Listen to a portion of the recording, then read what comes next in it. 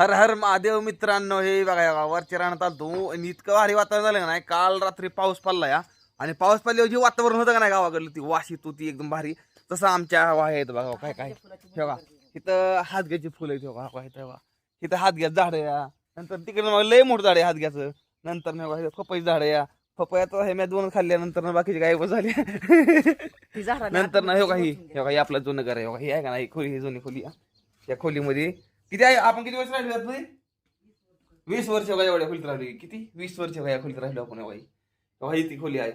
20 वर्ष काढली एवढ्या खोलीत आम्ही. हे आई बघा वावडी किती मोठी बघा, पतंग बघा एवढी मोठी पतंग आहे. म्हणजे पूर्ण एक दरवाजा असतो ना आपला, दरवाजा एवढी मोठी पतंग आहे बघा. बघा बघितलं. नंतर ना असं काहीतरी बघा इकडे आहे बाई. आणि बघा मी झोपतोय बघा मस्त गादी आहे, इतकी भारी झोप लागते तुम्हाला काय सांगायचंय. आणि सूर्य बिर उगवलंय बघा, काय दिसतंय बघा वातावरण. म्हणजे असं वातावरण झालं का नाही, स्वर्गापेक्षा कमी वातावरण नाही, एक नंबर आहे. त्यामुळे तो गावाकड माणसाने राहिलंच पाहिजे. बरोबर आहे का? बरं आणतो.